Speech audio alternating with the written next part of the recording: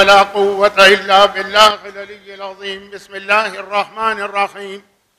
الحمد لله رب العالمين، والصلاة والسلام على سيد المرسلين أبي القاسم محمد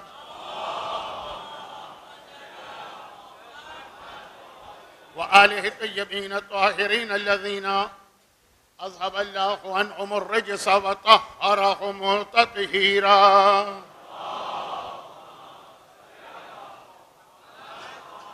سيما على الإمام المنتظر والحجة الثاني يشرجل اللهم له الفرج، ولعنة الله على أعدائهم وقاتليهم وظالميهم أجمعين من الأزل إلى الأبد.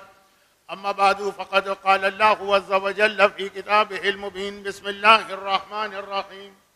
والعصر إن الإنسان لفي خسر إلا الذين آمنوا وعملوا الصالحات وتواصوا بالحق وتواصوا بالصبر.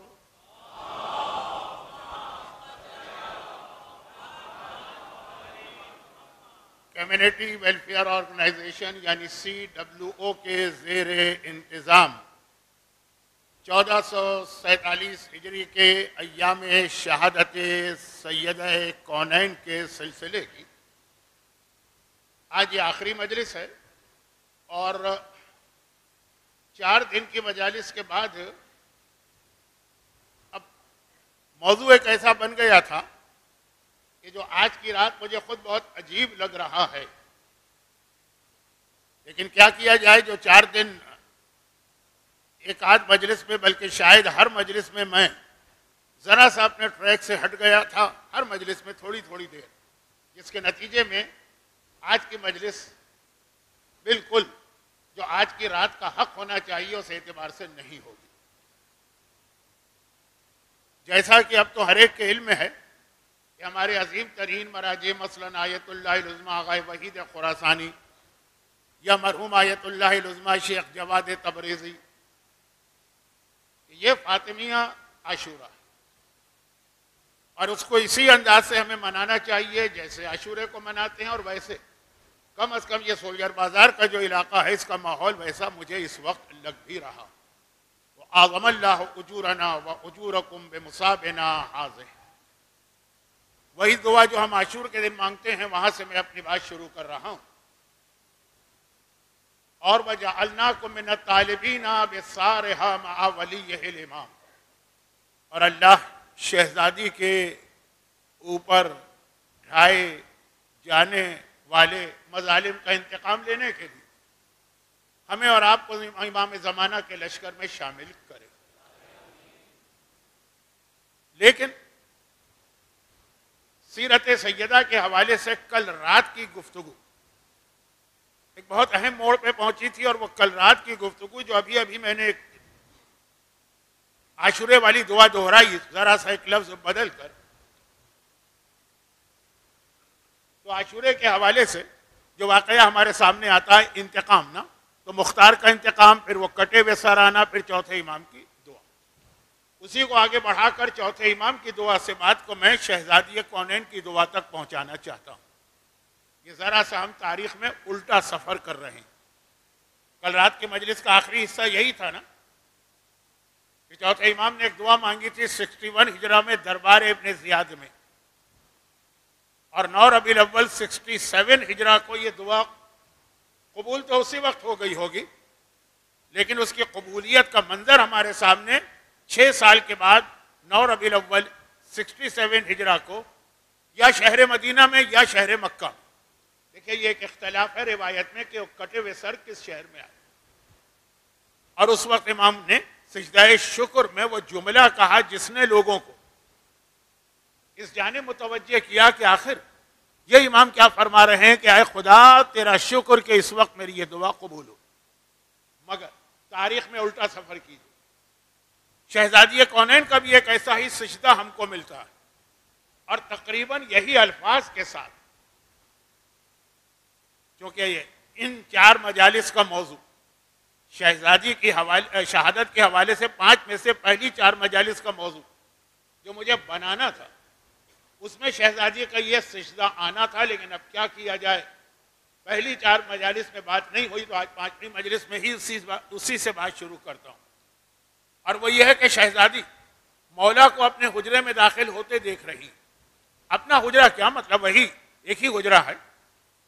اور جیسے ہی مولا کے ہاتھوں پہ نگاہ پڑتی فوراً شہزادی شکر کے سجدے میں جاتی. اور وہی بات کہ شکر کے سجدے میں آدمی جاتا ہے تو کیا کہتا ہے؟ شکران للہ، الحمدللہ، سبحان اللہ. اسی حوالے سے سجدے میں پروردگار ہی کا ذکر ہوتا. سجدہ تو غیر خدا کے لیے بہرحال حرام ہے، مگر شکر کے بے شمار سجدے کرتے ہوئے ہر سجدے میں دعائے شکر پڑھنے والی سیدہ نے آج کے سجدہ شکر کے اندر شکران للہ تو وہ تو ہر سجدے میں ہوگا، لیکن اس کے ساتھ جو جملہ کا وہ تقریباً ویسا ہی تھا. البتہ پہلا جملہ شہزادی کا ہے، اس کے 60 سال کے بعد چوتھے امام کا. پروردگارہ تیرا شکر. اب یہ الفاظ اس وقت میرے وقت نہیں ہے کہ میں شہزادی کے جملے کو دوہرا کر پھر اس کی ذرا تشریح کروں، لیکن مفہوم یہی شہزادی شکر ہے تیرا کہ جو میری توقع تھی وہ پوری ہوئی. یہ جملہ کب فرما رہی ہیں؟ مولا کو اندر آتے دیکھا، حجرے کے اندر داخل ہوتے دیکھا اور علی کے چہرے پہ نگاہ نہیں ڈالی، علی کے ہاتھوں پہ نگاہ ڈالی اور یہ جملہ ارشاد فرما رہی. اچھا، اب آپ کے علم میں ہے کہ علی کے چہرے کو دیکھنا بھی عبادت ہے، اور آپ کے علم میں ہے کہ علی کے قدموں کو دیکھنا بھی عبادت ہے. کیونکہ پیغمبر کی وہ مشہور حدیث جب لوگوں نے خیبر میں آ کے کہا تھا کہ یا رسول اللہ، علی نے اس طرح سے در خیبر کو اکھاڑ لیا، در خیبر علی کے ہاتھ میں ہے، تو پیغمبر کا جملہ کیا تھا؟ تم علی کے ہاتھوں کو دیکھ رہے ہو، جا کے پہلے علی کے پیروں کو دیکھو. اور رسول جو حکم دے دے وہ عبادت بن جاتا ہے، کیونکہ رسول کا حکم یا واجب ہوگا یا سنت ہوگا. واجب ہے تب بھی عبادت، سنت ہے تب بھی عبادت. تو چہرہ دیکھنا عبادت، ہاتھ دیکھنا عبادت، پیر دیکھنا عبادت. لیکن ہمارے اور آپ کے لیے شہزادی کونین تو اسی نور کا ایک جز ہے. یہ الگ بات ہے کہ آدم کی خلقت کے وقت کے نور کو، شہزادی کے نور کو الگ کیا گیا، وہ کل آپ سن چکے ہیں. تو بہرحال اس وقت علی کے ہاتھوں کو دیکھ کر یہ شکر کا سجدہ اس جملے کے ساتھ، یہ ایک بہت اہم پیغام آج کی ساری دنیا اور خاص طور پر ہمارا ملک پاکستان، وہ اس سب سے بڑے جس فتنے میں مبتلا، جو پورے دین، اخلاق، تہذیب، اصول، خاندانی شرافت سب کا خاتمہ کر رہا. کوئی ایک سونامی چلا رہا کہ جس کی لپیٹ میں مومن بھی ہے، کافر بھی ہے، منافق بھی ہے، حتیٰ جو بے دین لوگ ہیں لیکن کچھ ان کے یہاں ادب، آداب، تہذیب تو ہوتی ہے نا، وہ بھی سب ایک لپیٹ میں آ رہے ہیں. اور اس کی بنیاد یہی چیز ہے جسے شہزادی کونین نے اپنے سجدے میں اشارتاً بیان کیا. اور جیسا کہ میں نے پہلی مجلس میں بھی اشارہ کیا اور دوسری میں اور کل کی مجلس میں امام خمینی کے فتوے کے ذریعے سے اشارہ کیا کہ جو اس وقت ہمارے گھر ٹوٹ رہے ہیں، ہمارے خاندانی نظام کو توڑا جا رہا ہے، برباد کیا جا رہا ہے، تباہ کیا جا رہا. چلے جائیے آپ دنیا کے کسی بھی شہر میں، مومنین کرام کے جہاں پہ بھی تعداد ہوگی، طلاق طلاق طلاق کے مسئلے. یہ میں طلاق کے مسئلے کو سمجھانے کے لیے 3 بار طلاق کہا ہے. میں نے اپنی بیوی کو طلاق نہیں دی ہے. یہ جو 3 بار کہا ہمارے یہاں اس طرح ہوتی بھی نہیں ہے، لیکن بعض لوگوں کے یہاں ہو بھی جاتی ہے کہ آپ ممبر پہ کسی بھی نیت سے کہیں 3 طلاق، وہ بیچاری گھر میں بیٹھی ہوئی نامحرم ہو جائے گی. خیر، تو واپس آ جائیے اصل موضوع پر کہ یہ جو تباہی مچ رہی ہے جو ہم کو نظر نہیں آ رہی. دیکھیے بہت ساری بیماریاں ایسی، کل میں نے مثال دی تھی، بہت ساری عمارتیں ایسی تباہ ہو رہی ہیں، اس کی بنیاد کھوکھلی کی جا رہی ہے، دیمک لگ چکی ہے، دیکھنے میں بہت شاندار سامنے نظر آ رہی ہے، لیکن ایک بھی ذرا سا اس کو کوئی ضرب پہنچے گی اور وہ دھڑام سے گر پڑے گی. خاندانی بیماریاں بھی ایسی، بہت ساری بیماری. کتنے لوگ ایسے ہیں جو ہیپیٹائٹس کے کیریئر ہیں، ان کے جسم کے اندر تباہی ہو رہی ہے، بظاہر بالکل صحت مند نظر آ رہا ہے. حتیٰ ایڈز کا مریض بھی، وہ اپنی آخری سٹیج پر پہنچنے سے پہلے تو بظاہر بالکل ٹھیک لگتا ہے، ایک دم سے وہ ایک مرتبہ آخری اس پہ ضرب پہنچائی گئی. یہی اس وقت دین کا اور اسلام کا مسئلہ بنایا جا رہا ہے. کوئی خطرہ نہیں ہے اسلام، اللہ ہے اس کا محافظ، لیکن وہ خرابی کیا ہے؟ وہ شہزادی کا ایک جملہ. سیرت سیدہ پہ بات ہو رہی ہے اور یہ اہم ترین پیغام نہ دیا جائے، یہ ہے لوگوں کے پاس ہے، لیکن اسے اپنے گھروں میں نہیں لا رہے ہیں، فضائل کی حد تک سن رہے ہیں. اور وہ یہ کہ مولا کو خالی ہاتھ دیکھا. ایک مرتبہ شکر کے سجدے میں گر پڑی کہ جو میرے ذہن میں تھا، یہ الفاظ میرے ہیں، میں پھر بتا دوں. مفہوم شہزادی کا وہی توقع پوری ہو. اور وہ کیا تھا کہ ہر ایک کو معلوم ہے. اور میں نے بھی شاید اس سلسلے کی اس سال کی پہلی مجلس میں جابر ابن عبداللہ انصاری کا واقعہ بیان کیا تھا. وہ واقعہ تو کچھ معجزہ تھا، لیکن واقعے کا آغاز کیا تھا؟ اتنی غربت، اتنے فاقے، ہر مسلمان کے پیٹ میں پتھر بندھا ہے، رسول اللہ کے پیٹ میں 2 پتھر بندھے. تو ہر ایک کو پتا یہ غربت و فاقے مدینے کے پہلے دن سے. اب مکے کی طرف میں نہیں جاتا، دولت خدیجہ ابھی استعمال ہو رہی ہے، لیکن مدینے میں پہلے دن سے لے کر خیبر کی لڑائی تک. ٹھیک ہے، خیبر کی لڑائی بھی آپ کو معلوم ہے، ہر ایک کو پتا ہے. یہ مجلسوں کا اتنا مشہور جملہ ہے کہ آج جو ویسے ہی 10 منٹ دیر سے میں ممبر پہ بیٹھنے کی سعادت حاصل کر پایا تو اور وقت کم ہو گیا. کہ خیبر کے بعد پہلی بار مسلمانوں نے، خود ان کا جملہ ہے کہ پیٹ بھر کے کھجور کھائی. جو مدینے کا اتنا عام سا پھل ہوتا ہے کہ جب سیزن آتا ہے تو سڑک پہ پڑے پڑے سڑ جاتی ہیں کھجوریں، اٹھانے والا نہیں ہوتا. خیر، تو خلاصہ یہ. اچھا، ایک جملہ یہاں پہ وہ کہہ دوں کہ جس کا میرا آپ سے وعدہ تھا پچھلے سال کی تیسری مجلس میں اور اس سال کی پہلی مجلس سے آج آخری مجلس تک موضوع پہ آ نہیں سکا میں، لیکن اشارہ کہ امام کا ظہور، امام کا لشکر، بہت قابل توجہ بات یہ ہے. اور یہ وہ تاریخ ہے جس کی وجہ سے آج بھی اسرائیل یہ کہتا ہے کہ مدینہ ہم کو چاہیے. خیبر، کتنی دولت تھی خیبر میں، بیان کرنے کی ضرورت نہیں ہے، ہر مومن مرد اور عورت کو معلوم. کتنی طاقتور فوج تھی خیبر میں، بیان کرنے کی ضرورت نہیں ہے. مرحب و انتر تو محاورہ ہمارے یہاں بن کے رہ گیا ہے. لیکن تعجب کی بات یہ ہے ہمارے لیے ایک الارمنگ، آنکھیں کھولنے والا، آئی اوپنر، ہوشیار ہو جانے والا، خطرے کی گھنٹی. خیبر کا پورا قلعہ بنایا کس کے لیے گیا تھا؟ خیبر اس طرح کی بستی نہیں تھی جیسے عام بستیاں ہوتی، 2 آدمی آ کے رہنے لگے، پھر 10 ہو گئے، پھر 100 ہو گئے، پھر 500 ہو گئے. نہیں، یہ باقاعدہ پلاننگ کے تحت الگ سے بنایا گیا، جیسے پاکستان میں اسلام آباد. تو کیوں بنایا گیا؟ صرف اس لیے بنایا گیا کہ آخری رسول آنے والا، ہمیں اس کی مدد کرنا ہوگی، اس کا ساتھ دینا ہوگا. اور مدد اور ساتھ خالی زبانی نہیں، عملی طور پہ ہمیں اس کے لیے تیار ہونا. اب کیا عملی طور پہ تیار ہونا ہے؟ سوچنا شروع کیا ان لوگوں نے جنہوں نے خیبر بنایا. آج اگر اسرائیل کہتا ہے کہ خیبر ہماری مملکت گریٹر اسرائیل میں شامل ہے اور مدینہ ہمارے گریٹر اسرائیل میں شامل ہے، تو کہتے یہی ہے نا کہ ہمارے بزرگوں نے بنایا ہے اس کو. وہ مکے کو نہیں کہتے کیونکہ مکہ پرانا شہر، وہ مدینے کو کہتے ہیں اور خیبر کو کہتے ہیں. مدینہ بھی اس طرح سے ان یہودیوں نے بنایا تھا پیغمبر کی محبت میں، اور خیبر بھی بنایا تھا پیغمبر کی محبت میں. اور مقصد یہ تھا کہ مدینے میں آبادی ہوگی، خیبر کینٹونمنٹ ایریا ہوگا جہاں پیغمبر کے لیے پہلے سے ساری چیزیں تیار کر کے رکھی جائیں. اب کیا چیزیں تیار کر کے رکھنا؟ اب انہوں نے خود سوچا، جیسے ہم اور آپ سوچتے ہیں کہ ہمیں امام زمانہ کی مدد کرنا ہے. کیا مدد کرنا ہے؟ خود اپنے حساب سے سوچتے ہیں کہ یہ مدد کرنا ہے. آج شہزادی کی سیرت کا دوسرا جو پیغام میں دوں گا، 2 پیغام دینا ہے. پہلا یہ ابھی چل رہا ہے، دوسرا اس کے بعد آنے والا. دونوں کا تعلق اسی جملے سے کہ ہم اور آپ اپنے حساب سے نہ سوچیں جیسے ان لوگوں نے سوچا. وہ مخلص لوگ تھے، وہ مخلص لوگ تھے. انہوں نے اپنے حساب سے سوچا وہ آخری رسول آئے گا تو اس کو تبلیغ دین کے لیے دولت چاہیے ہوگی. طریقہ کار یہ اختیار کر لیا گیا کہ جتنا کماؤ ضرورت کے لیے اپنے آپ پہ خرچ کرو، باقی ساری بچت خیبر میں منتقل کرو. خیبر ایسا پہاڑی علاقہ ہے نا کہ چاروں طرف سے محفوظ ہے دشمنوں سے، تب وہاں دولت منتقل کرو. یہ خیبر کی جتنی دولت آپ سنتے ہیں یہ پیغمبر کی خاطر ان لوگوں کے بزرگوں نے 1-2 نسلیں نہیں، کتنی نسلوں سے جمع کی تھی کہ یہ رسول کو دینا. اور رسول آئے گا تو اس کو فوج چاہیے ہوگی. تو جو بھی بچہ ایسا نظر آتا جو ذرا سا جسمانی اعتبار سے فٹ نظر آتا کہ یہ جنگ میں حصہ لے سکتا ہے، طاقتور ہے، صحت مند ہے، اس کو خیبر منتقل کیا جاتا. وہاں باقاعدہ اسے فوجی ٹریننگ دلوا کے بٹھایا جاتا تھا کہ جب رسول آئے گا تو تمہیں رسول کی فوج میں شامل ہونا.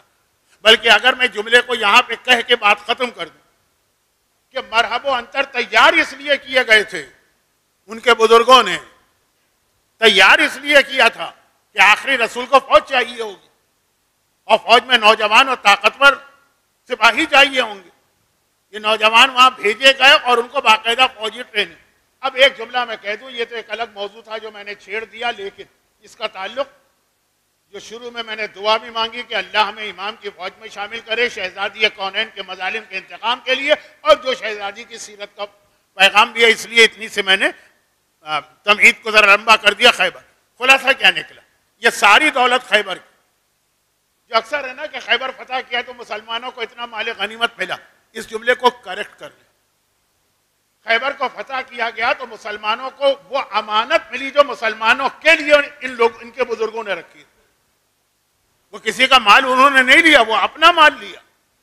جیسے اکثر میں مدینے میں کہتا ہوں جب مجھے وقت مل جائے, اور مجلسوں میں بھی کہتا ہوں کہ جی وہ ایک بہت مشہور جملہ ہے, اپنی جگہ صحیح مشہور جملہ ہے, لیکن اس کو بھی کریکٹ کر لیں تو ٹھیک, بولنے میں کریکٹ نہ کریں لیکن اپنے دماغ میں اس کو بٹھا لیں کہ جب رسول اللہ مدینے میں آئے ہجرت کر کے تو حضرت ابو ایوب انصاری کے گھر میں مہمان بن کے ٹھہرے. پورا واقعہ ہوتا ہے کہ پیغمبر آئے تو ہر ایک نے کہا یا رسول اللہ ہمارے گھر ہمارے گھر ہمارے گھر. پیغمبر نے کہا خلو سبیلہا فإنہا مامورۃ بإذن اللہ, یہ میری اونٹنی ہے, اس کا راستہ چھوڑ دو, اسے اللہ نے حکم دیا ہے جہاں یہ بیٹھے گی وہی میں اسی کا میں مہمان بنوں گا. حضرت ابو ایوب انصاری کو یہ سعادت ملی, اور یہ ان مخلص صحابیوں میں سے ایک ہیں جنہوں نے شہزادی پہ ڈھائے جانے والے مظالم کے وقت تلوار نکال کر مولا کا ساتھ دیا.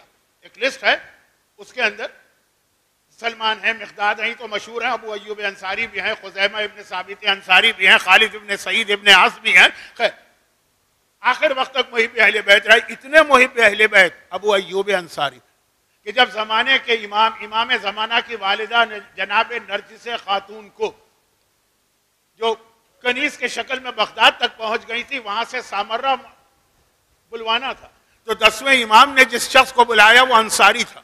اور کیا کہہ کے بلایا کہ چونکہ تمہارے بزرگوں نے ہمیشہ سے ہم سے محبت کی ہے, اس لیے یہ سعادت میں تمہیں دے رہا ہوں کہ میری بہو کو پورے احترام کے ساتھ بغداد سے سامرہ لے کے آؤ. یہ ابو ایوب انصاری کی اولاد. خیر تو یہ بات ذرا لمبی نہ ہو جائے, وقت بہت کم ہے, لیکن عام طور پہ یہی پڑھا جاتا ہے کہ ابو ایوب انصاری کا گھر تھا, پیغمبر ان کے ہاں مہمان ٹھہرے. لیکن اگر آپ تاریخ میں جائیے تو یہ گھر ابو ایوب انصاری کا کہاں تھا؟ یہ تو یمن کے بادشاہ طبا کا گھر تھا, جس کو یہ اطلاع ملی کہ ایک آخری رسول آنے والا. وہ تو پیغمبر سے کئی سو سال پہلے کی بات ہے, 50-60 سال نہیں, کئی سو سال. وہ مدینے آیا, مدینے آنے کے بعد اس نے ایک مکان خریدا کیا, بنوایا. بادشاہ, یمن کا بادشاہ, اس زمانے میں یمن دنیا کی سب سے بڑی حکومتوں میں سے ایک تھی. اور اس کے بعد پھر اپنے ایک وزیر کو اس کا نگران, کسٹوڈین, ٹرسٹی, متولی جو بھی کہیے, وہ مقرر کیا کہ یہ مکان میں نے دے دیا رسول اللہ کو, یہ ان کا ہو گیا. لیکن چونکہ وہ ابھی آئے نہیں, تم اس کی حفاظت کرو, جب وہ آئیں گے یہ ان کو منتقل کرنا. اب یہ کئی سو سال پہلے کی بات ہے. پھر وہ وزیر مرتے وقت اپنے بیٹے کو اس میں پھر ابو ایوب انصاری آتے ہیں.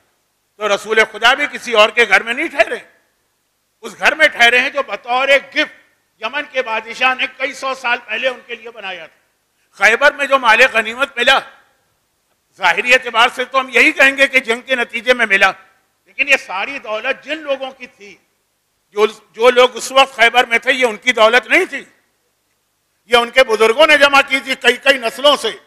یہ پیغمبر کے لیے جمع کی گئی, مدینے سے بھجوائی جاتی تھی, جو بچ جائے پیسہ وہاں بھجوائی.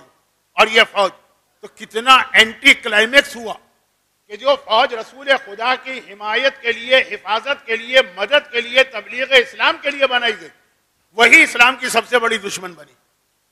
یہ سب سے بڑی دشمن میں نے اس لیے کہا کہ ابو جہل کی فوج ختم ہو گئی, آج نام و نشان نہیں. ولید, عتبہ, شیبہ, ابو لہب, کفار مکہ, مشرکین مکہ, وہ ختم ہو گئے. خیبر کا جو انتقام ہے وہ اب تک چل رہا ہے. تو اب یہ ہے کہ سب سے بڑی دشمن بنی کون سی فوج؟ جو پیغمبر کے لیے بنائی گئی ہے, اور وہی ساری دولت جو پیغمبر کی مدد کے لیے جمع کی گئی اور پیغمبر کے خلاف استعمال ہوئی ہے. پہلی مجلس میں یا دوسری میں یا پہلی میں ابو عامر کا واقعہ آیا, اس کو فائنانس کون کر رہا تھا؟ یہی خیبر کی دولت آ رہی ہے. وہ ابو عامر جو رسول خدا کی مخالفت اتنی زیادہ کر رہا ہے، واقعات دہرانے کا میرے پاس ٹائم نہیں. تو ذرا سوچی یہ تاریخ کے واقعات کیوں بیان ہوتے ہیں؟ تلک الایام نداولها بین الناس. قرآن جب تاریخ کے ایام تاریخ بیان کرتا ہے وہ تاریخ بیان نہیں کرتا، وہ چیزیں بیان کرتا ہے جو ہمیں اور آپ کو اپنی زندگی میں پیش آنے والی. یہی وجہ ہے کہ قرآن اس طرح کی بات ہی نہیں کرتا جو ہمارا ہر بچہ، ہر بوڑھا، ہر جوان، ہر مرد، ہر عورت کرنا چاہتا. یعنی قرآن کوئی واقعہ بیان کرے گا، کچھ بتائے گا ہی نہیں، اس واقعے کا کوئی ابتدا انتہا کچھ نہیں، اتنا حصہ بتائے گا جو تمہارے کام کا. حابیل و قابیل کا پورا واقعہ قرآن نے بتا دیا، نہ حابیل کا نام لیا نہ قابیل کا. کب آدم کے دو بیٹوں، بھئی نام سے تمہارا کیا تعلق؟ ان کا پیغام دیکھو کہ ایک کی قربانی قبول ہوئی، ایک کی رد ہوئی، اور حسد کے نتیجے میں کیا ہوا. جیسے کل میں نے عرض کیا پورے قرآن میں کتنی ہی عورتوں کا ذکر آیا، نام کسی کا نہیں لیا. نام سے کیا تعلق تمہیں؟ دلچسپی ہو سکتی ہے لیکن قرآن دلچسپی کی کتاب نہیں ہے، ہدایت کی کتاب ہے. تمہیں یہ دیکھنا، یہ نہیں دیکھنا کہ فرعون کی بیوی کا نام آسیہ تھا کہ کیا تھا، دیکھنا ہے ان کا پیغام کیا. حضرت خضر و موسیٰ کا پورا واقعہ بتا دیا، اتنا لمبا چوڑا واقعہ، خضر کا نام تک نہیں لیا. بھائی ہمارا ایک نے ایک بندہ ملا، تو ہمارے ہاں تو ہر چیز میں نام. قرآن اس لیے تاریخ بتا ہی نہیں رہا کہ وہ ہمیں ہسٹری کی معلومات دینا چاہتا ہے، وہ ہمیں نتیجہ، پیغام کہ روح کیا ہے اس واقعے کہ ہم یہ واقعہ کیوں نقل کر رہے ہیں. تو اس حوالے سے خیبر کا جب تذکرہ ہوگا تو صرف یہ دیکھنا ہے کہ جو خیبر پیغمبر کی مدد اور حمایت کے لیے تیار کیا گیا، اور زبانی نہیں. ہم اور آپ تو خم سے دیتے ہیں تو جان نکل جاتی، اول تو دینے کو تیار نہیں. اب جب بڑی مشکل سے دیتے ہیں تو کوشش کرتے ہیں جتنا دیا ہے اس سے زیادہ کسی طرح واپس کھینچ لیں. ہر آدمی اپنا ایک پروجیکٹ لے کے بیٹھا ہوا ہے کہ جی یہ ہمیں خم سے چلانا. یہ اپنی جیب سے چلاؤ اگر پروجیکٹ چلانا ہے تو خیر. تو مطلب یہ ہے کہ ہماری یہ حالت. اور وہاں یہ ہے کہ ان کے یہاں وہ تصور نہیں تھا، لیکن وہ اپنی ساری بچت. خمس کیا ہے؟ حق زہرا. اشارہ اس لیے ہوتا ہے کہ شہزادی کی سیرت میں حق زہرا بھی آئے گا اور حجاب بھی آئے گا، لیکن خمس کیا؟ حق زہرا تو ہے لیکن ہے کیا؟ آپ سے یہ نہیں کہا جا رہا، جبکہ کہا جا سکتا ہے کہ خرچ کرو اپنے آپ پہ، جو بچ جائے وہ ہم کو دے دو. وہ بھی نہیں دو، اس کا 5واں حصہ ہم کو دو، 4 حصے اپنے لیے رکھو. خیبر کے یہودیوں نے خود اس سے وہ ساری دولت پیغمبر کے لیے رکھے، سارے نوجوان بچے وہاں بھیجے، اور وہی اسلام کے خلاف استعمال، جس رسول کی مدد کے لیے بنائے گئے انہی کے خلاف استعمال. ایسا تو نہیں کہ یہی کچھ امام زمانہ کے حوالے سے ہماری اور آپ کی کہانی بن جائے. اللہ نہ کرے کہ ایسا ہو. لیکن واقعات اسی لیے آتے ہیں تاریخ میں. خیبر کتنا مشہور واقعہ، وہ اسی لیے آتے ہیں کہ سنتے جاؤ اور اس سے پیغام لیتے جاؤ. کہ پتہ چلا کہ ہم اور آپ دن اور رات امام زمانہ کے لیے تڑپ رہے ہیں. ویسے بھی تڑپ رہے ہیں کہ حکومت امام چاہیے، اور اس لیے بھی تڑپ رہے ہیں کہ شہزادی کونین اور کربلا کے ظالموں کا حشر دیکھنا ہے. ہمیں تڑپ رہے ہیں. پتہ چلے کہ جس امام کے لیے تڑپ رہے ہیں ہم اسی کے مخالف بن گئے. اور تاریخ میں یہ واقعہ گزرا، اور ایسا گزرا کہ بچے کو پتا ہے کہ خیبر کیا، یہ نہیں پتا کہ کس لیے بنایا گیا.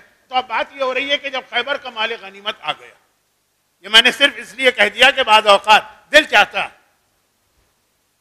کہ جو تاریخی غلط فہمی ہے ذرا اس کو دور کر دیا جائے. وہ پیغمبر کا اپنا مال تھا، کیونکہ جن لوگوں نے رکھا تھا وہ پیغمبر کی نیت سے رکھا تھا. بہرحال وہ ملا، اور ہر ایک کو پتا کتنا ملا. اب میں اس جملے کی تشریح میں جاؤں گا تو وقت نہیں. بس اتنا ملا کہ سونا اتنا تھا، سونا گولڈ، کہ جن کو ملا جب وہ مرے تو ان کی اولاد میں وہ کلہاڑی سے کاٹ کے تقسیم کیا گیا. اتنا گولڈ، خالی سونا، باقی چاندی، کنیز، غلام، گھوڑے، جانور، وہ درہم دینار وہ چھوڑی. چنانچہ پہلی بار مسلمانوں کے ہاں صحیح معنوں میں خوشی کی اگر لہر دوڑی تو خیبر کی واپسی میں. اور ہر آدمی جب واپس آ رہا ہے لدا پھندا تو اب گھر میں نہیں آ رہا ہے، اس لیے کہ وہ اپنے بچوں کو اتنے سالوں سے بلکتے دیکھ رہا، جن کے کھانے کی مناسب غذا نہیں ہے ان کے پاس. بچے تو ہر باپ اور ماں کو پیارے ہوتے ہیں.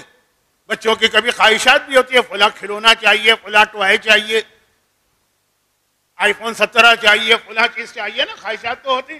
یہ سنتے تھے بچوں سے. بچے رہتے مدینے میں، وہاں کافروں کے بچے بھی ہیں، وہاں یہودیوں کے بچے بھی ہیں. آج پہلی بار موقع ملا ہے اپنے بچوں کو خوش کرے، تو کوئی براہ راست واپس نہیں آیا۔ پہلے زمانے کا ایک طریقہ تھا، آج تو اب نہیں رہا، لیکن پہلے بہت تھا یہ طریقہ، کیونکہ الیکٹریسٹی نہیں تھی پہلے سے، مطلب کیا ہے 100 سال پہلے الیکٹرک نہیں تھی نا، تو مغرب کے بعد دکانیں بند ہوتی، اگر معلومات اطلاع آ گئی کہ چاند ہو گیا عید کا، اور راتوں رات دکانیں کھل جاتی ہیں، بازار سج جاتے ہیں کہ ہر آدمی کو خریداری کرنا۔ مدینے کے بازار کھل گئے جب پتہ چلا خیبر کے مجاہدین درہم و دینار لے کے آئے، ہر ایک اپنے بچوں کے لیے کوئی کھلونا خریدے، کوئی کپڑے خریدے، کوئی بیوی کے لیے زیور خریدے، کوئی بہترین کھانے خریدے، اور جب یہ گھر میں اس طرح داخل ہوئے تو ہر گھر میں خوشی کی آوازیں، ہر ایک خوش ہے، بچے بھی خوشی کے عالم میں ہیں، بیویاں بھی خوشی کے عالم میں ہیں۔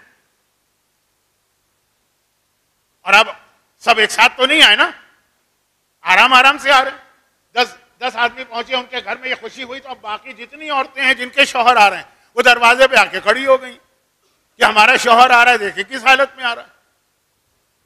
اور سونے چاندی سے لدے پھندے نہیں آ رہے ہیں، وہ تو ہے ہی، گفٹ لے کے آ رہے ہیں، ہر ایک کے اپنے خاندان کی پسندیدہ چیز لے کے آ رہے ہیں۔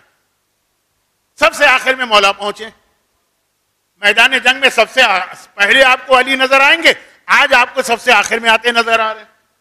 جیسے ہی گھر میں داخل ہوئے، ہر عورت کی نگاہ اپنے شوہر کے ہاتھوں پہ پڑتی تھی، اس خیبر کی بات کر رہا ہوں، شہزادی کی نگاہ بھی پڑی، دیکھا علی کے ہاتھ خالی، ہر ایک لدا پھندا آ رہا، مال غنیمت تو علی کو بھی اتنا ہی ملا جو ہر ایک کو ملا۔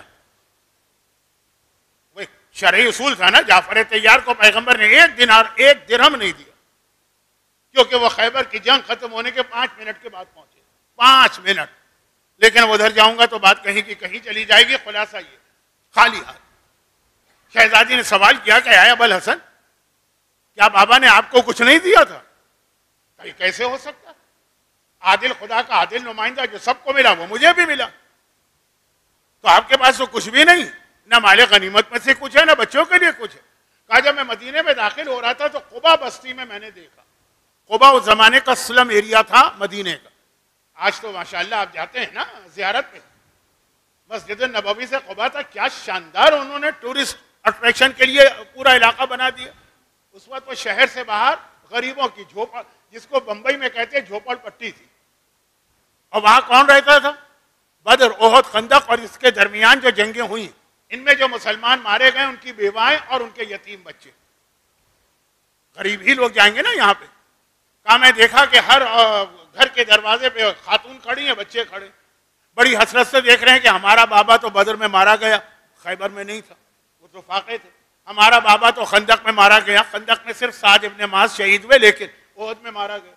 حسرت سے دیکھ رہے ہیں، لیکن کیا کریں، ان بچوں کو دیکھ کر مجھ سے نہ رہا گیا، میں نے سارا کا سارا جو مال غنیمت مجھے ملا وہ سارا ان بچوں میں تقسیم کر دیا، ان بیواؤں میں تقسیم کر دیا، میرے بچوں کے لیے کچھ نہ بچا۔ جس رات کو پورے مدینے کے اندر بہترین کھانے پکائے گئے، اس رات کو بھی حسن فاقے سے سوئے، حسین فاقے سے سوئے، زینب فاقے میں سوئی، ام کلثوم فاقے میں سوئی۔ مگر بات یہ تھی کہ شہزادی نے جیسے ہی جملہ سنا، فوراً سجدہ شکرانہ میں یہ جملہ کہا، خدا بندہ جو میں سوچ رہی تھی، جو میری توقع تھی، الحمدللہ وہ پوری ہوئی۔ کیا توقع؟ مال دنیا، سونا اور چاندی میرے گھر میں داخل نہیں ہوا۔ شہزادی کی سب سے بڑی تمنا یہی تھی۔ اسلام دولت کے خلاف نہیں، شہزادی کی ماں خدیجہ کی دولت بھی آپ سنتے ہیں، اور شہزادی کی بیٹی زینب کبریٰ کی دولت بھی آپ سنتے ہیں۔ شہزادی زینب کی کبھی دولت کی کیفیت سنیے، پوری جوانی شہزادی زینب نے اپنی نانی خدیجہ کی طرح سونے اور چاندی کے بیچ میں گزاری، مگر فاطمہ زہرا نمونہ عمل بننے والی ہیں قیامت تک کے لیے۔ 14 معصومین میں عورت تو ایک ہی ہے نا، چنانچہ پیدائش سے لے کے وفات تک فاقے، مجبوری کے نہیں۔ وہ واقعہ آپ سنتے ہیں نا کہ فضہ نے جب سونا بنایا تو مولا نے ٹھکرا دیا اور پھر بتایا کہ ہم چاہیں تو پوری دنیا سونا بن جائے۔ واقعات مشہور ہیں، میں آپ کا وقت نہیں لینا چاہتا، میں تو پیغام، شہزادی پیغام دے رہی، یہ دنیا کی اور دولت کی محبت دلوں سے نکالو، مل رہی ہے، حلال طریقے سے مل رہی ہے، جائز طریقے سے مل رہی ہے، اور جائز طریقے سے خرچ بھی ہو رہی ہے۔ دولت ایک عجیب چیز ہے نا، اس کو لینا بھی حلال طریقے سے، اس کو خرچ بھی حلال طریقے سے کرنا۔ لوگ اول تو لیتے وقت بھی نہیں سوچتے، اور اگر کوئی احتیاط کرتا بھی ہے تو خرچ کے موقع پہ نہیں، خرچ تو ہوتا ہے کہ جی ہماری دولت ہے، ہماری مرضی، جہاں چاہیں خرچ کریں۔ کل ایک جملہ میں نے پرسوں پڑھا تھا پنجابی کا ایک محاورہ جو مجھے بہت پسند ہے، شوق کا مول نہیں. کیا تمہارے لیے شرعاً جائز ہے آئی فون 17 لینا؟ نہیں بھائی، شوق ہے، شوق کا مول نہیں ہے. اپنے ضروری خرچے روک کر بھی یہ لیں گے. مثلا یہ آئی فون 17 کی بات تو میں اس لیے کر رہا ہوں کہ یہ چیزیں بہت مشہور ہو گئی، ورنہ میں تو وہ آدمی ہوں جو فون رکھتا ہی نہیں. یہ سنا ہے آپ لوگوں سے. تو آپ اگر حلال طریقے سے لیا بھی ہے تو خرچ بھی آرام طریقے سے ہونا چاہیے. بلکہ ہمارے یہاں تو ایک شرعی مسئلہ یہ بھی ہے، یہ اختلافی مسئلہ ہے جو میں آپ بتا رہا ہوں، ایک ہلکا سا اشارہ، لیکن ہے شرعی مسئلہ کہ خرچ جو ہے وہ آپ اپنی حیثیت سے زیادہ نہیں کر سکتے. اسراف کا گناہ گناہ کبیرہ میں ایسا گناہ ہے کہ قرآن کہتا ہے ان المبذرین کانوا اخوان الشیاطین. یہ حدیث نہیں ہے، قرآن ہے. حدیث اور قرآن کا مطلب یہ نہیں کہ میں حدیث کی اہمیت کم کر رہا ہوں. حدیث میں بہت زیادہ چانسز ہے کہ الفاظ راوی کے ہوں گے، پیغام امام کا. قرآن کے اندر تو لفظ بھی ایک اللہ کی طرف سے آیا ہے کہ فضول خرچی کرنے والے شیطان کے بھائی ہیں. یہ قرآن کہہ رہا ہے شیطان کے بھائی. لیکن ہمارے یہاں جائز اور حلال چیزوں میں بھی جو خرچ ہو جاتا ہے، شادی میں، برتھ ڈے پارٹی میں، کہیں گھومنے پھرنے میں، آئی فون خریدنے میں، لباس میں. اب میں جانتا ہوں کہ جو مجمع میرے سامنے ہے وہ ایسا نہیں، لیکن صرف توجہ دلانے کے لیے حالت یہ ہے کہ سعودی عرب میں جب سے میں جا رہا تھا حج کے لیے، ایک 2 پٹی کی چپل آتی ہے نا جس کو فلپ فلیپ بھی کہتے ہیں، ہوائی چپل بھی کہتے ہیں، 2 پٹی کی چپل بھی کہتے ہیں، باتھ روم سلیپر بھی کہتے ہیں. 5 ریال کی ملتی، آج بھی 5 ریال کی. کتنے دن پہننا؟ صرف 2 دن. 8 ذی الحجہ کو احرام پہنتے ہیں آپ، 10 ذی الحجہ کو مینا میں احرام اتر جاتا ہے تو چپل بھی اتر جاتی ہے.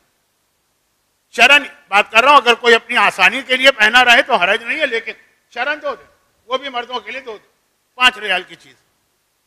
آپ جائیے گوگل کے اوپر، وہی چپل جو 5 ریال کی ہے وہ 4000 ریال کی بھی پچھلے سال بکی ہے.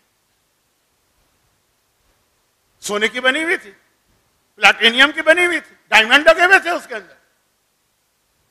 5 ریال کی چیز 4000 ریال کی بک رہی ہو. کیوں؟ وہ ایک کوئی تھوڑا سا اسٹیکر لگا ہوتا ہے، آرمانی یا اس ٹائپ کا، کوئی گوشی یا اس ٹائپ کا. کیا آپ کی عقل قبول کرتی ہے اس کو؟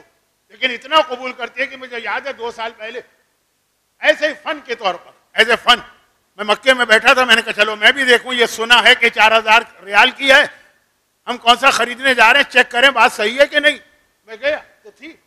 میں نے کہا چلو آرڈر دے دو، کیونکہ جب تک کہ آپ پیمنٹ نہیں کریں گے اس وقت تو کوئی مسئلہ نہیں. میں نے صرف کلک کیا، کارڈ وہ چلی جائے، اس کے اندر شاپنگ کارڈ آیا، آؤٹ آف اسٹاک. وہ 4000 کی چپل ایسی نایاب ہو گئی کہ مل نہیں رہی. کیا یہ حج ہے؟ اور کیا یہ عقل آپ کی قبول کرتی ہے؟ اس میں نہیں کرے گی لیکن اپنے گھروں میں کرے گی. لیکن ابھی بات بہت لمبی ہو گئی ہے جبکہ اس کی ضرورت نہیں.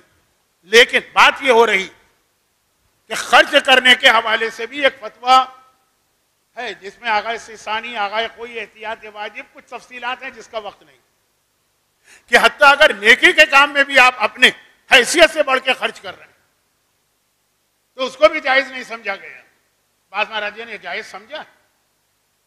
جو مولا حسن نے حاکم شام معاویہ کو اس کے جملے کے الفاظ بدل کے پیغام دیا، اس کی وجہ سے حاکم شام کو پتہ چلا نا کہ امام حسن نے پورا گھر لٹا دیا، تو اس نے وہی بات کہی جو میں ابھی آپ کو فتویٰ بتا رہا ہوں کہ لا خیر فی الاسراف. فضول خرچے میں کوئی خیر نہیں، کہ پورا گھر لٹا دیا. امام نے الفاظ کی سیکوینس بدل دی. لا خیر فی الاسراف، امام نے جو پہلا لفظ تھا اس کو دوسرا بنا دیا، دوسرے کو پہلا بنا دیا. لا اسراف فی الخیر، نیکی کا کام میں کبھی اسراف ہوتا ہی نہیں ہے. تو اب یہ ایک حدیث ہمارے یہاں مشہور ہے، لیکن اس کا کانٹیکس کس طرح حاکم شام کا کی ٹونٹنگ تھی، اس لیے اس کو کیا پیغام دینا تھا، وہ اپنی جگہ فقہی مسئلہ اشارہ میں کر رہا ہوں. آپ کی حیثیت نہیں، آپ نے امام باڑے میں ڈونیشن دے دی، آپ نے مسجد میں ڈونیشن دے دی، آپ نے حج کر لیا، آپ کی حیثیت 25 لاکھ کے حج کی، آپ کو چاہیے آرام دہ حج، آپ 60 لاکھ پہ چلے گئے. اب یہ تفصیلات کا وقت بھی نہیں ہے، شاید اس مجمع کے لیے یہ چیزیں مناسب بھی نہیں. لیکن بات یہ کر رہا تھا کہ آنے دولت کا آنا اور دولت کا جانا. شہزادی کی سیرت کیا ہے کہ دولت آ رہی ہے, آتے آتے رک گئی شہزادی, اس پہ سجدہ شکر انجام دے رہی. ہم اور آپ, ہمارے گھر کی عورتیں نہیں ہیں شہزادی کی طرح سے, نہیں, نہ ان سے یہ کہا جا رہا ہے کہ کرو. جھلک تو آنی چاہیے نا, جھلک. اچھا, اب یہ موضوع میں نے کیوں بنایا؟ اس لیے بنایا کہ اس وقت دو بڑے فتنے, ایک طلاق, اس کے اندر بہت بڑا دخل اسی دولت کا ہے. عورت کو اپنے شوہر کے گھر میں جو عیاشیاں چاہیے شوہر پورا نہیں کر پا رہا ہے, یا یہ کہ شوہر پہ بوجھ نہیں ڈالنا چاہتی, بہت احتیاط سے جملہ کہہ رہا ہوں, لیکن خود جاب کرے گی اور خود کمائے گی. بیوی کے لیے شوہر کی اجازت کے بغیر گھر سے نکلنا حرام, خود کمانا حرام نہیں. آج کل تو ویسے ہی یہ جو آن لائن کا سلسلہ شروع ہوا ہے تو ہماری عورتیں گھر میں بیٹھے بیٹھے مردوں سے زیادہ کما سکتی ہیں, انکم ہے اور ہو رہی ہے. لیکن میں بات عرض کر رہا ہوں کہ آپ جب اس میں پڑیں گی تو یقیناً نہ شوہر کا حق ادا ہو پائے گا نہ اولاد کا. ایک تو ہے کہ شوہر کو پریشرائز کرنا, چلے وہ نہیں, لیکن خود اپنے ہاتھوں سے اتنی انکم پیدا کرنا, گھر سے توجہ ہٹے گی, دولت کی محبت, چلے نہیں یہ نہیں ہو پا رہا, گھر میں طلاق.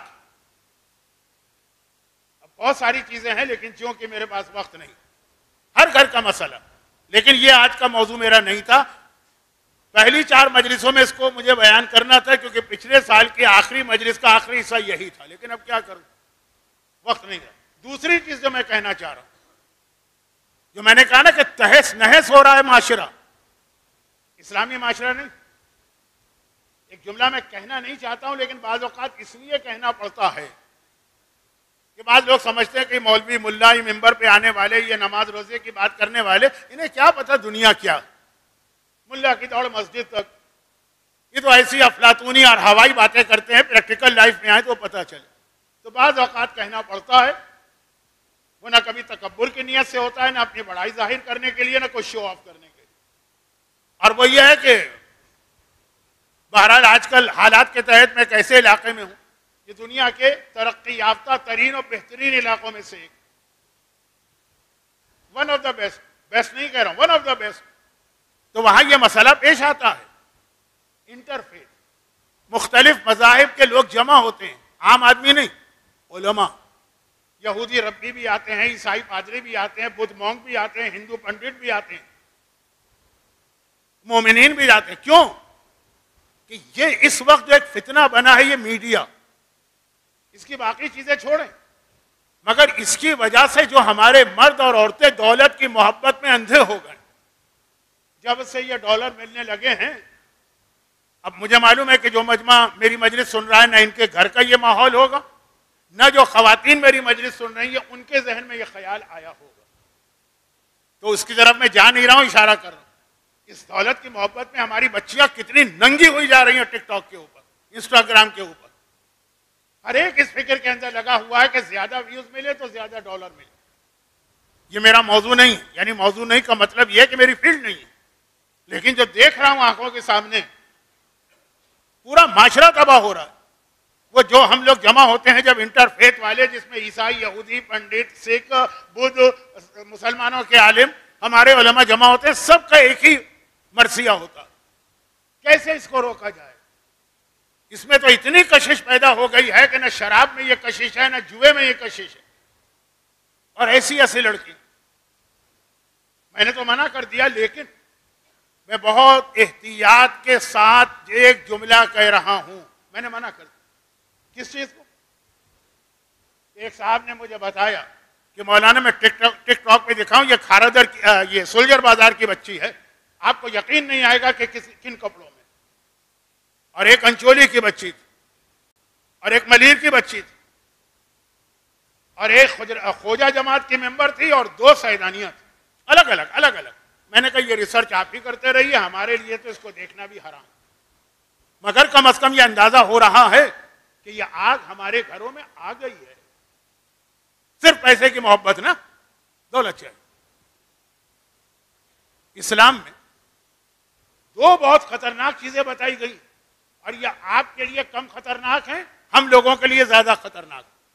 ہم لوگوں سے مطلب یہ ہے کہ جو دین کی خدمت کرنے والے ہیں، چاہے وہ مرجع ہو چاہے مجھ جیسا اسٹوڈنٹ، ایک تو یہی دولت کی محبت، بکنا نہیں. آپ کو خریدنے والے کم ہوں گے، ہم لوگوں کو خریدنے والے بہت ہوتے ہیں. لیکن چلے وہ تو خیر ایک بات ہے. دوسری جو خطرناک چیز ہے جس کا شاید آپ کو اندازہ بھی نہ ہو، وہ ہے ریاکاری، وہ ہے شہرت، وہ ہے شو آف. علماء کو بھی اور ہم جیسے طالب علموں کو بھی بتایا گیا، خبردار شہرت کے چکر میں نہ پڑنا. جیسے دولت کے چکر میں پڑتے ہو، مثلا یہ ٹک ٹاک یا انسٹاگرام ویوز چاہیے کیونکہ ڈالر ملتے ہیں. شہرت کے چکر میں پڑو گے تو کیا ہوگا؟ زیادہ مجمع چاہیے. ایسی کوئی بات نہ کرو کہ مجمع بھاگ جائے، ایسی کوئی بات نہ کرو کہ لوگ ناراض ہو جائیں. ایک جملہ حجاب کا نہ کہنا، کل سے عورتیں آنا بند ہو جائیں گی. ایک جملہ داڑھی کا نہ کہنا، کل سے نوجوان، اب تو آج کل فیشن میں ہے لیکن جب نہیں تھی. ایک جملہ خمس کا نہ کہنا، پیسے والے سیٹ آنا بند ہو جائیں گے. تو سیٹوں کا تو مسئلہ الگ ہے، وہ آنا ہی بند نہیں ہوتے. ایسے مجلس پڑھنے والے کا داخلہ بھی بند کر دیتے ہیں امام باڑوں کے اندر. طاقت ہوتی ہے نا. تو اب یہ ہے کہ شہرت چاہیے، مجمع چاہیے. کس کو اچھا نہیں لگتا کہ پورا مجمع ایسا نعرے لگا رہا ہو کہ پورا فوجانی حال جو ہے نا وہ ہل رہا ہو، ڈر لگ رہا ہو کہ کہیں یہ بلڈنگ گر نہ جائے. تو ایسی مجلس پھر کھلے میں کراؤ تاکہ وہ خطرہ بھی نہ ہو کہ چھت نہ گر پڑے. مسئلہ طریقے ہم لوگوں کو بھی آتے ہیں، لیکن پہلے دن سے حوزہ علمیہ میں ہم کو سکھایا جاتا ہے. شیخ مرتضیٰ انصاری کا واقعہ تو آپ سنتے ہیں نا کہ شیطان واقعاً پریشان نظر آیا. شیطان اور پریشان، اس مرد مجتہد نے مجھے اتنا پریشان کر دیا، کسی طرح میرے ہتھے نہیں چڑھ رہا. اور مجتہد کو کس طریقے سے قابو کیا جاتا ہے؟ شہرت کے ذریعے. اب دیکھیے آج کل مارکیٹنگ ہوتی ہے، میری اپنی لائن کی چیز ہے، لیکن میں نے ایک جملہ کل کہا تھا نا یہ پرسوں، کہ اب میں عمر کے اعتبار سے اتنا سینئر ہوں کہ ان بچوں سے یہ بات کر سکتا ہوں. یہ بچے نہیں، جو حوزے کے اسٹوڈنٹ، جو حوزے میں پڑھ کے آئے، علم میں بے شک مجھ سے زیادہ، تقوی میں بے شک مجھ سے زیادہ، عمر کا بھی ایک ایڈوانٹیج ہوتا ہے نا، شہرت. اچھا عجیب بات یہ کہ اسلام کی پہلی عبادت جو ہے وہ نماز. کل میں نے کہا تھا نا خاندانی نظام پر بنیاد ہے اسلام کی، اور ہمارے ہاں جو مشہور حدیث ہے اسلام کا پلر جو ہے وہ نماز. بنیاد ہوتی ہے زمین کے نیچے، پلر ہے زمین کے اوپر. تو اب ہر مضبوط عمارت کو بنیاد بھی چاہیے اور پلر بھی چاہیے. وہ خاندانی نظام ہے اور یہ نماز ستون. بلکہ وہ حدیث بھی ہے کہ یا رسول اللہ، آپ ہر وقت دنیا کی برائی کرتے رہتے ہیں، دنیا کی خرابی، دنیا سے دوری. تو کوئی چیز اس دنیا میں اچھی بھی ہے یا ساری چیزیں بری ہیں؟ پیغمبر نے فرمایا تمہاری دنیا میں 6 چیزیں اتنی اچھی ہیں، تمہاری دنیا، کہ اس کی خاطر میں اس دنیا میں رہنے کو تیار. 6 کا تو وقت ہی نہیں ہے میرے پاس، نہ ضرورت ہے، کیونکہ آپ نے بہت میرے کلپ سن لیے ہوں گے 6 والے. پہلی 2 چیزیں کیا ہیں؟ بلکہ پھر پیغمبر نے خلاصہ کیا 6 چیزیں کیا؟ 2 قدم، 2 گھونٹ، 2 قطرے. یا رسول اللہ 2 قدم کیا ہیں؟ کہ پہلا قدم جو انسان کا نماز کے وقت مصلی کی جانب بڑھتا، اتنا پیارا یہ قدم ہوتا، اتنا اچھا یہ قدم ہوتا. دنیا کی ساری دولت اس قدم پہ قربان جو آپ اپنے فلیٹ سے خراسان محفل کی جانب یا کسی مسجد کی جانب چل دیں، یا گھر میں بیٹھ کر اپنے کمرے سے مصلی کی جانب. بہترین قدم ہے یہ، کائنات کی قدم نہیں، بہترین دولت ہے. لیکن اس کے ساتھ دوسرا قدم کیا کہا جو اللہ کی خوشنودی کی خاطر اپنے رشتہ داروں سے ملنے جاتا ہے. یہ خاندانی نظام کو برقرار رکھنا ہے. 2 چیزیں ملا دی. کل ایک چیز آئی تھی خاندانی نظام، امام خمینی کا فتویٰ، اور آج پیغمبر کی مشہور حدیث. اور ضمناً بات آ گئی ہے تو عرض کر دوں. اب یہ مجمع الحمدللہ جو سولجر بازار کے علاقے کا، اس کو نماز کا پیغام دینے کی اتنی ضرورت ہوتی نہیں، ورنہ نماز کے حوالے سے میری شروع کی کتنی مجلس ہیں، اتنی زیادہ کہ لوگ نماز چھوڑ دیتے، بھول جاتے تھے. وہ سانپ کی لمبائی جو تھے وہ میجرمنٹ کرتے تھے. مولانا نے جو سانپ بتایا ہے نا، جو بے نمازی کو قبر میں کھاتا ہے، وہ کتنا لمبا بتایا، اس پہ بحث ہوتی تھی. وہ ساری تقریریں تھیں. لیکن اب بات آ گئی ہے تو عرض کر دوں کہ نماز کا سب سے گہرا تعلق اگر کسی سے ہے 4 معصومین میں، تو وہ شہزادی کونین سے. اور 4 معصومین کون ہیں؟ 4 معصومین جو کائنات میں سب سے افضل. میں آپ کا جذبہ دیکھ رہا ہوں، لیکن میں گھڑی کی سوئیاں بھی دیکھ رہا ہوں. تو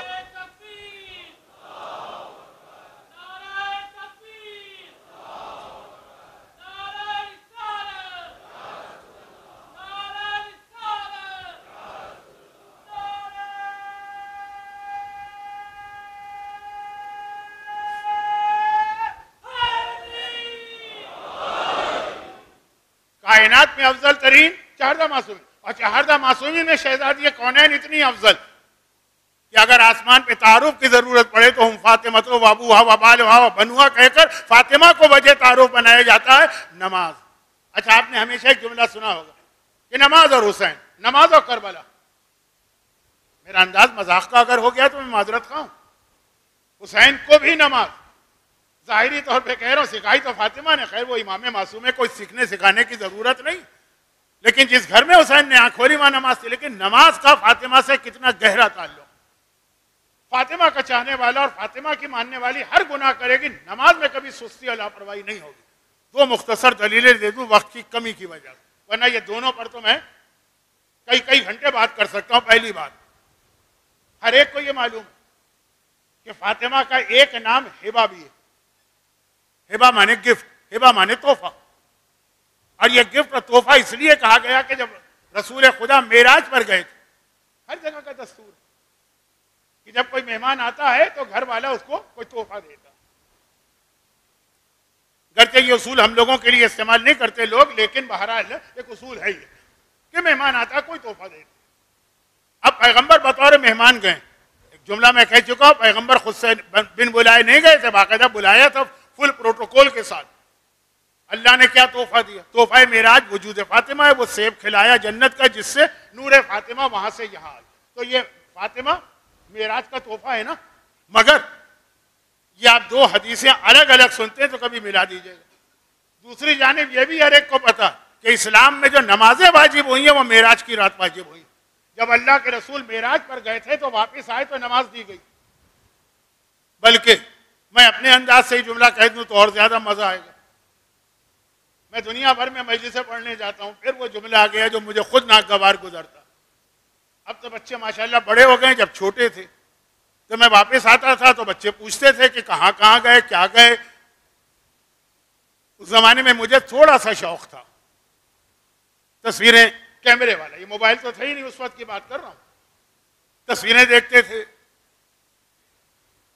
بہت اچھی جگہ، بہت خوبصورت باغ، بہت خوبصورت پل، تو پھر وہ کہتے بھی تھے کہ ہمیں بھی لے جائیے نا۔ یہ بچوں کا نیچر ہے۔ پیغمبر جب معراج کر کے آئے تو بتانے لگے امت کو میں نے کیا دیکھا۔ جنت بتائی، قاب قوسین بتایا، وہ جگہ بتائی جہاں جبرائیل بھی رک گئے کہ میں آگے نہیں بڑھ سکتا، پیغمبر اکیلے کے سب بتا رہے ہیں۔ اب امت میں کئی لوگوں نے کہا یا رسول اللہ بھئی ہمیں بھی کوئی موقع دیجئے کہ ہم بھی پہنچ جائیں اللہ کے اتنا قریب۔ قرآن نے کہا فَكَانَ قَابَ قَوْسَيْنِ أَوْ أَدْنَىٰ دَنَا فَتَدَلَّىٰ فَتَدَلَّىٰ، وہ قریب ہوا، اتنا قریب ہوا کہ دو کمانوں سے بھی کم کا فاصلہ رہ گیا۔ یا رسول اللہ ہمیں بھی کوئی طریقہ بتائیے ہم اللہ کے اتنے قریب پہنچ جائیں۔ پیغمبر نے فرمایا بہت آسان، الصلاۃ معراج المومن، نماز مومن کی معراج ہے، جس طرح میں اللہ کے قریب معراج میں گیا تم نماز پڑھو اللہ کے اتنے ہی قریب پہنچ جاؤ گے۔ تو اب یہ دیکھیں نماز تحفہ معراج ہے، فاطمہ تحفہ معراج ہے، یعنی دونوں چیزیں معراج کو دی گئی ساتھ ملا کر۔ اتنا نماز کا اور فاطمہ کا تعلق ہے۔ علی کی ولادت اور نماز نہیں اس طرح تھی، حسن اور نماز اس طرح نہیں، توہین کا جملہ نہ بنے۔ میں عظمت سیدہ اور اہمیت نماز بتا رہا ہوں، یہ تو ایک چیز۔ اب دوسری چیز سنی، اس کا بھی میرا آپ سے وعدہ تھا تو آج مکمل کر دوں۔ اب یہ مجلس پڑھ رہا ہوں میں بھوجانی حال میں، بالکل سامنے نشتر پارک، مرحوم علامہ رشید طالب جوہری کتنے اشرے یہاں پہ پڑھے، بہت مشہور ان کا ایک جملہ تھا جو بہت سے علماء اپنا جملہ بنا کے پڑھتے ہیں، لیکن میں ان کے جملے کے بعد اپنا ایک جملہ پڑھتا ہوں، اس لیے ان کا جملہ دہراتا ہوں۔ وہ یہ بتاتے ہیں کہ غدیر خم میں جو اعلان ہوا نا من کن تو مولا فعلی مولا، تو اعلان کیسے ہوا؟ جس کا میں مولا ہوں فعلی مولا، لفظ فا ہے۔ فا کہتے ہیں دو چیزیں ایک ساتھ آئیں ان کو جوڑنے کے لیے۔ عربی میں اس کے لیے ایک اور لفظ ہے سما، کبھی آپ بھی کہتے ہیں آمین سما آمین۔ سما کا مطلب ہے دو چیزوں کو ملانا لیکن تھوڑا سا گیپ ہو جائے۔ جب تھوڑا سا گیپ ہو جائے اور دو چیزیں ہوں، مثلا ایک آدمی آیا پھر دوسرا آیا، چند سیکنڈ کا فرق ہو گیا، سما کہیں گے۔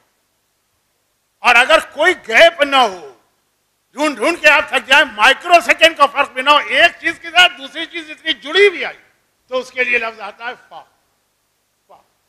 سورہ یاسین کی آیت ہے اور قرآن میں اور بھی جگہ اشارہ ہے، انما امرہ اذا اراد اللہ شیئا فیقول لہ کن فیکون. اللہ کہتا ہے ہو جا. فا فا فا کی طاقت سمجھیں. فا فا فا کن ہو جا. فیکون وہ چیز ہو جاتی ہے. اب بتائیے جب اللہ کہے ہو جا اور وہ چیز ہو جاتی ہے اس میں کتنا گیپ ہوتا ہے؟ اللہ نے کہا ہو جا اب وہ چیز کل ہوگی؟ ٹائم چاہیے نا. نہیں اتنا تو نہیں. 12 گھنٹے کے بعد ہوگی؟ نہیں. آپ گھر میں گئے بہت ہانپتے کانپتے بھوکے پیاسے, بیوی سے کہا بہت تھکا ہوا چائے بنا دو, 2 منٹ تو لے گی نا وہ. تو کتنا اللہ جب کہتا ہے ہو جا تو فا, اللہ نے کہا فا بس وہ چیز ہو جاتی ہے. کتنا گیپ ہوتا ہے؟ ابھی اللہ کی زبان سے ابھی جملہ پورا بھی نہیں ہوا چیز ہو گئی نا, کوئی گیپ نہیں. تو پیغمبر نے علی کی ولایت اسی طرح بتائی. من کنتو مولا فہذا علی مولا, میں جس کا مولا ہوں فا سے سمجھو علی اس کا مولا ہے. مائکرو سیکنڈ کا گیپ بھی نہیں آ سکتا رسول کی ولایت اور علی کی ولایت کے بیچ میں. یہ جملہ آپ نے نشتر پاک میں سنا مرحوم علامہ طالب جوہری سے, اور باقاعدہ داد بھی دی ہوگی. ایسا تو نہیں کہا ہوگا آپ نے, کیونکہ آپ کو پتا ہے کہ میں ذرا جلدی میں ہوں, ورنہ شاید آپ بھی بھرپور داد دیتے, لیکن میرا جملہ ہی نہیں. صرف یہ بتا رہا ہوں فا کتاب. اللہ کہتا ہے ہو جا ہو جا, رسول کہتے ہیں میں مولا علی مولا. کتنا گئے. اب قرآن فاطمہ کے لیے کیا کہتا ہے؟ انا اعطیناک الکوثر فصل لربک, ہم نے تجھے فاطمہ دی ہے بس نماز پڑھ. فا سے کہا تو فاطمہ اور نماز اتنا جڑے ہوئے ہیں کہ فا کا لفظ آ رہا ہے جو اللہ نے اپنی قدرت کے لیے بتایا, جو علی کی ولایت کے لیے رسول نے غدیر میں بتایا. تو فاطمہ والا اور فاطمہ والی ہر چیز میں ذرا سی کوتاہی کر سکتے ہیں, نماز میں کبھی سستی نہیں ہوگی, لاپرواہی نہیں ہوگی. اہم ترین عبادت فاطمہ کے حوالے سے ہمارے پاس آ رہی ہے. مگر یہ بات تو میں نے کہا کہ ضمن نماز آیا میری زبان پہ لفظ, تو میں نے کہا کہ یہ ایک مرتبہ پھر یاد دلا دوں. شاید میں نے پچھلے سال بھی یہ پڑھا, لیکن اصل بات جو چل رہی ہے وہ یہ کہ نماز اہم ترین عبادت, پلر ہے اسلام کا. پلر ٹوٹا تو بلڈنگ ٹوٹی. مگر نماز آپ کی شروع اس بات سے ہوتی ہے کہ نماز پڑھ رہا ہوں قربتاً اللہ, خالصتاً اللہ کے لیے. ذرا بھی ریاکاری آ گئی, ذرا بھی شو آف آ گیا, ذرا بھی دکھاوا آ گیا, وہ نماز نہیں مانی جائے گی. کیوں نہیں مانی جائے گی؟ الحمد پڑھ رہے ہیں, ننزلنا پڑھ رہے ہیں, سبحان رب العظیم پڑھ رہے ہیں, سبحان رب الاعلیٰ پڑھ رہے ہیں, تشہد میں شہادت کی گواہیاں دے رہے ہیں. ذرا سا بھی اگر شو آف ہو, ریاکاری. تو اسلام کا آغاز ہی اس بات سے, دولت وہ اپنی جگہ ایک موضوع تھا, حق ادا نہیں ہوا چند جملوں میں, لیکن حق ادا کرنا بھی نہیں تھا, صرف توجہ تھی. اور ایک یہ کہ ریاکاری اور شو آف, اس میں تو اسلام اتنا سخت ہے. 2 پہلو, ایک اللہ کی عبادت میں کسی کو شریک نہ کرو, وہ اپنی جگہ ایک اور پہلو ہے. پیغمبر فرماتے ہیں کہ دیکھو, اب وہی شروع میں جو بات آ گئی نا, اس کو ذہن میں رکھیے, بدر احد خندق تک جو قربت. اگر کبھی پرانے زمانے کی بہترین سویٹ ڈش یا ڈیزرٹ جو تھی وہ پھل ہوتے تھے, اور آج بھی بہت سی جگہوں پہ ڈیزرٹ کا مطلب پھل. یہ کسٹرڈ اور یہ گاجر کا حلوہ اور یہ مختلف چیزیں, یہ گلاب جامن ہے, یہ نہیں. اگر تمہاری اتنی حیثیت ہے کہ تم نے پھل خریدا, موسم کا پھل, تو اپنے پڑوسیوں کو بھی ذرا شریک کرو. کہا یا رسول اللہ بچوں کا دل چاہتا ہے, ہماری اتنی حیثیت ہے کہ اتنی نہیں ہے کہ دائیں بائیں دے کسی کو. پیغمبر نے کہا پھر کم از کم ایک بات کا خیال رکھنا, اور وہ یہ کہ پھل کھا کے اس کے چھلکے باہر نہ پھینکنا, پڑوسی کے بچے کی نگاہ اس پر نہ پڑ جائے اور اس کا دل کڑنے لگے کہ ان کے بچوں نے خربوزہ کھایا, تربوز ہمیں نہیں ملا. اتنا خیال رکھنا ہے کہ اگر تمہیں کوئی ایسی چیز ملی جو ہر ایک کے پاس نہیں ہے, تو ان کے دل میں دکھ اور تکلیف نہ آنے پائے. آج ٹک ٹاک نام ہی اس بات کا ہے کہ جو آپ کو نہیں بھی ملا وہ بھی آپ اس میں دکھائیے. انسٹاگرام نام ہی اس بات کا ہے. اللہ کی پناہ 22 رجب کی نیاز ہو رہی ہے, امام کے نام پر 100% خلوص کے ساتھ ہونی چاہیے. تو خواتین اپنا ٹک ٹاک یا انسٹاگرام بنا رہی, اس طرح ہم نے کڑھائی چڑھائی, اس طرح ہم نے وہ آٹا بیلا, اس طرح ہم نے پوری بنائی, اس طرح ہم نے حلوہ بنایا, اتنی ڈشیں ہم نے رکھی, اور امام کی نیاز کی. ایک تو خود یہ دکھانا, اور پھر اس کے حوالے سے جو یہ سب چیزیں نہیں کر سکتے ہیں. ہمارے بزرگ کیوں حیثیت رکھنے کے باوجود ان چیزوں میں سادگی رکھتے ہیں. عاشورے کی نیاز بھی سادہ ہوگی, 22 رجب میں بھی وہی میٹھی ٹکیا اور کھیر ہوگی. کیا کریں مولانا، اگر یہ رکھیں گے تو کوئی نہیں آئے گا. ہر ایک کا دل چاہتا ہے لوگ آئیں. بھائی لوگ آئیں کہ خود امام آئیں جن کے لیے نیاز کر رہے ہیں. اب یہاں پہ بھائی شہرت. تو یہ جو ٹک ٹاک کا دوسرا بڑا نقصان، ننگی ہوئی جا رہی ہیں وہ بچیاں جو اتنی دیندار نہیں، اور جو دیندار ہیں وہ اپنی نماز کو، وہ اپنی مجلس کو، وہ اپنے زیارت کو، وہ اپنے 22 رجب کی نیاز کو اس طرح سے دکھاتی ہیں. میں سب کے بارے میں تو نہیں کہہ سکتا نا، نیتیں تو اللہ بہتر جانتا ہے، لیکن ایک عام ماحول جو بنا، عبادتوں کا ثواب اور فضیلتیں ختم ہو جاتی ہیں. اور سیرت ہے فاطمہ کی. یاد رکھیے کہ اگر بس آخری باتیں بہت سی نامکمل رہ گئی، لیکن جیسی ہو گئی تو ہو گئی. لیکن اگر فاطمہ کے حوالے سے کوئی وہی جملہ کہتے جو میرے لیے، میرے سے مطلب ہے ہم جیسے لوگوں کے لیے، بھائی مولانا حضرات تو کہیں گے اللہ نے ان کو یہ دیا ہی نہیں ہے، تو وہ تو یہی کہیں گے کہ میں ظاہر کرو. فاطمہ کے لیے بھی کوئی جملہ کہہ سکتا تھا. تو فاطمہ نے یہودی دلہن کے گھر میں اس شان و شوکت کے ساتھ جا کے بتایا کہ ہم چاہیں تو ہم سے زیادہ اس دنیا کے اندر شان و شوکت کا کوئی مظاہرہ بھی نہیں کر سکتا. وہ ایک بار دکھانا ضروری تھا تاکہ وہ مولا کا وہ جملہ پورا نہ ہو کہ بعض لوگوں کی مجبوری ان کو متقی بناتی ہے. مجبوری نہیں ہے، ہم خوش اور راضی اسی بات میں ہیں کہ اس طرح رہیں. تو یہ وہ فتنہ ہے ٹک ٹاک، انسٹاگرام، جس میں بے حیائی، بے ہودگی ایک پہلو ہے، اور عبادتوں کو اس طرح سے ریاکاری کا ذریعہ بنانا. یزید کی دلیل یاد آتی، وہ نمازی کی کیا کہہ کے برائی کر رہا کہ قرآن میں نمازی کی برائی آئی ہے، فویل للمصلین الذین هم یراؤون. خرابی ہے ان نمازیوں کے لیے جو ریاکاری کرتے ہیں، کا قرآن نے مذمت کی ہے. جب ایسے نمازیوں کی مذمت ہے تو ایسے عبادت کرنے والے، اور کیونکہ عزاداری میں نے دیکھا ارے نوحہ پڑھنے والیاں، مرثیہ پڑھنے والیاں، مجلسیں پڑھنے والیاں کیا لپسٹک لگا کے آتی ہیں اس کے اندر. اور کوئی اعتراض کرے گا ہمارے قدرتی ہونٹ ایسے. اب کون جا کے وہاں ان کے ہونٹوں کو چیک کرے اور مسل کے دیکھے کہ وہ ہونٹ ایسے ہیں. سیرت سیدہ. وہ ایک بات کہہ دوں، یہ جملہ بہت جلدی میں کہہ رہا ہوں، وہ والی غربت بھی اسلام کو اتنی پسند نہیں ہے جس غربت میں بھی ریاکاری ہو. کچھ ایسے لوگ بھی ہیں نا جن کو اللہ نے سب کچھ دیا ہے لیکن وہ اتنا پھٹے پرانے کپڑے پہنتے، وہ بھی ناپسند اور یہ بھی ناپسند.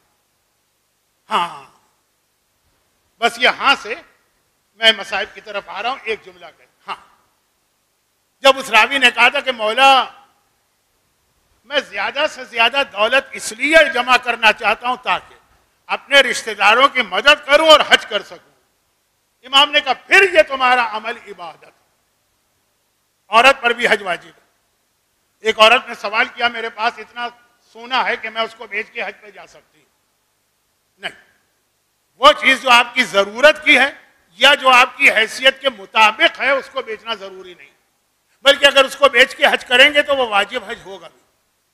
جو حیثیت سے زیادہ ہو جائے اس کو بیچنا. اگر آپ کی حیثیت ہے کہ آپ کے پاس 10 تولے سونا ہو، یعنی عام طور پہ عورتوں کے پاس اتنا اگر ہوتا ہے، اس کو نہیں بیچنا. اور اگر آپ کی حیثیت 10 کی ہے، آپ کے پاس 15 آ گیا تو 5 تولے بیچنا. شہزادی نے 2 خواہشیں کی تھی مولا سے. پہلی خواہش تھی کہ مجھے ماتم کے لیے ایک مکان بنا کے دیا جائے، اور اس سے پہلے ایک خواہش کی تھی جب پیغمبر کے بارے میں سنا کہ وہ حج پہ جا رہے ہیں تو علی فاطمہ کے گھر میں تو فاقے ہیں نا. کہا دوسری خواہش، یہ پہلی تھی ترتیب میں، یہ پہلی تھی. ابوالحسن میں نے آپ سے زندگی میں کبھی کوئی سوال نہیں کیا، بس میں حج کرنا چاہتی ہوں. فاطمہ کی ظاہری اعتبار سے حج کی حیثیت بھی نہیں، چنانچہ شہزادی کی وجہ سے حج میں ایک مسئلہ بھی آیا کہ اگر کوئی آدمی حج کرے مگر جانور کے خریدنے کی رقم نہ ہو تو وہ 18 روزے رکھے گا. وہ شہزادی کے حوالے سے حج کیا، لیکن ظاہری اعتبار سے اتنے پیسے نہیں ہیں کہ جانور خریدا جائے جو حج کی قربانی. حج اتنی بڑی عبادت، خاص فاطمہ نے پیغمبر سے مولا سے خواہش ظاہر. اور بعض علماء یہ کہتے ہیں کہ مولا سے رابطہ نہیں تھا، وہ یمن میں تھے تو بابا سے. اور ایک ماتم، اے ابوالحسن یہ ظالم مجھے شہر مدینہ میں رونے بھی نہیں دے رہے. راوی کہتا ہے نا کہ ہر ہفتے میں ایک دن شہزادی میدان احد میں جناب حمزہ کی قبر پہ جا کے سارا دن گریا کرتی. عمر ابن لبید کی روایت مفاتیح الجناح میں مدینہ کی زیارتوں میں پڑھ لی. لیکن باقی 6 دن جنت البقیع کے پیچھے جو ایک کمرہ ہے جو مولا نے بنا کے دیا، شہزادی کی فرمائش 2 ہی تھی، حج اور عزاداری. مومنہ کی سب سے بڑی تمنا یہی 2 ہونی چاہیے. اور عزاداری، فاطمہ بابا کا بھی ماتم کرتی ہیں، فاطمہ اپنے محسن کا بھی ماتم کرتی ہیں. باپ کو اور اولاد کو یاد کرنے والی اور ان کا ماتم کرنے والی کا نام فاطمہ. بلکہ اگر یہ کہہ دیں، یہ بالکل ایک ماں کی نیچر، اولاد کا دکھ اور غم فاطمہ کو بہت زیادہ، اتنا کہ بس اندازہ کریں آج کی مجلس کا آخری میرا جملہ، جو ہر جگہ دنیا میں جہاں میں شہزادی کے مصائب پڑھوں جو میرا آخری جملہ ہوتا، یہاں سے ربط خود ملا لیجئے گا، کیونکہ اس جملے سے لے کر کہ فاطمہ اتنا اولاد کا دکھ ہے، اس جملے سے لے کر آخری جملے تک ابھی 10 منٹ بیچ میں آ جائیں گے، تو آپ بھول نہ جائیے. ماتم ماتم اور ماتم. لیکن زخم تو اپنی جگہ ہے. کل کی مجلس میں نے پڑھا تھا کہ 75 دن کے بعد بھی پہلو زخمی تھا، پسلیاں ٹوٹی ہوئی تھی.